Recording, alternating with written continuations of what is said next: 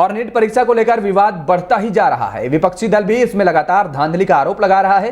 अब राज्यसभा सांसद और वरिष्ठ वकील कपिल सिब्बल ने परीक्षा में गड़बड़ी के आरोपों की सुप्रीम कोर्ट की निगरानी में जांच की मांग की है। इसके साथ ही उन्होंने कहा कि सरकार को सभी राज्यों से चर्चा करनी चाहिए कि भविष्य में ये परीक्षा कैसे आयोजित की जाए। सिब्बल ने कहा कि अगर किसी परीक्षा में टेस्टिंग सिस्टम भ्रष्ट हो जाता है तो प्रधानमंत्री के लिए चुप रहना वास्तव में अच्छा नहीं है। सिब्बल ने सभी राजनीतिक दलों से आग्रह करते हुए कहा कि वे इस मुद्दे को संसद के आगामी सत्र में जोर शोर से उठाएं। हालांकि उन्हें इस पर चर्चा होने की ज्यादा उम्मीद नहीं है। वह मानते हैं कि सरकार मामला अदालत में विचाराधीन होने का हवाला देते हुए इसकी अनुमति नहीं देगी।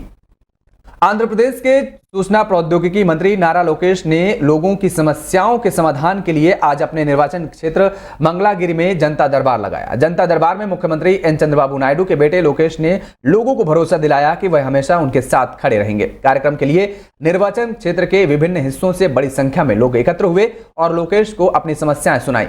आंध्र प्रदेश वेलगु शिक्षक संघ के प्रतिनिधियों ने लोकेश से अपील की कि अनुबंध के आधार पर काम कर रहे 2193 कर्मचारियों की सेवाओं को नियमित किया जाए। एक छात्र जगदीश ने मंत्री से नुजविद कॉलेज को शुल्क प्रतिपूर्ति बकाया चुकाने के लिए कदम उठाने की अपील भी की है ताकि वह कॉलेज से अपना पॉलिटेक्निक प्रमाण पत्र वापस ले सकें। आचार्य नागार्जुन विश्वविद्यालय के गैर शैक्षणिक कर्मचारी चाहते थे कि उनकी सेवानिवृत्ति की आयु 62 वर्ष कर दी जाए। ताड़ेपल्ली के किरण बाबू अपने और अपनी बहन मोनिका जो MBA कर चुकी थी के लिए रोजगार चाहते थे। ताड़ेपल्ली के एक दिव्यांग छात्र भी श्रीनिवास राव ने लोकेश को बताया कि हालांकि वह अब 40 वर्ष के हो चुके हैं लेकिन उन्हें अब तक किसी भी तरह का रोजगार नहीं मिला और वे चाहते हैं कि उन्हें किसी तरह की आजीविका उपलब्ध कराई जाए।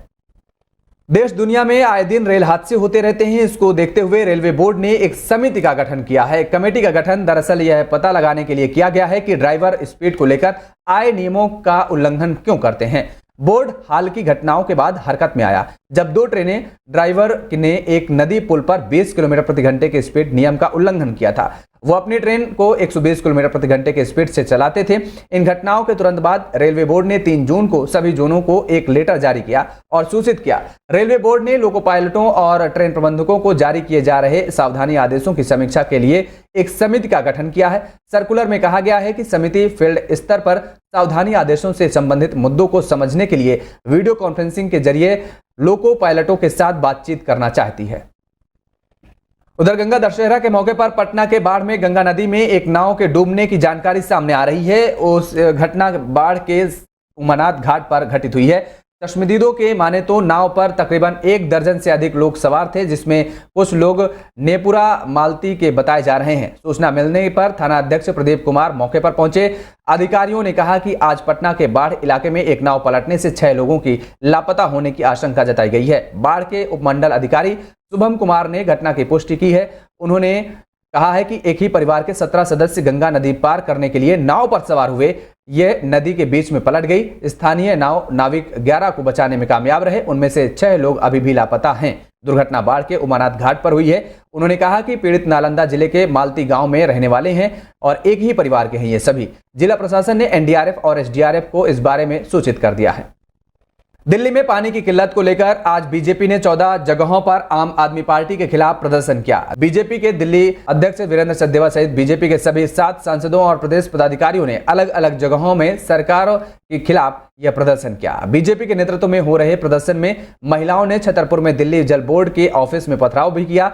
यहां दिल्ली जल बोर्ड के फिलिंग पॉइंट पर महिलाओं का गुस्सा फूटा। पुलिस की मौजूदगी में दिल्ली जल बोर्ड ऑफिस के शीशे तोड़े गए और इस दौरान पूर्व सांसद रमेश बिधूड़ी भी मौजूद रहे। दिल्ली बीजेपी अध्यक्ष वीरेंद्र सचदेवा पूर्वी दिल्ली के लक्ष्मी नगर चौक पर प्रदर्शन करने पहुंचे। उन्होंने आम आदमी पार्टी पर निशाना साधते हुए कहा कि आम आदमी पार्टी पानी की किल्लत को दूर करने में पूरी तरह से विफल रही है। ऐसे में इस सरकार को अपना इस्तीफा देना चाहिए। सचदेवा ने कहा कि हम अगर सरकार में आते हैं तो 15 दिन के अंदर इस किल्लत को दूर कर देंगे।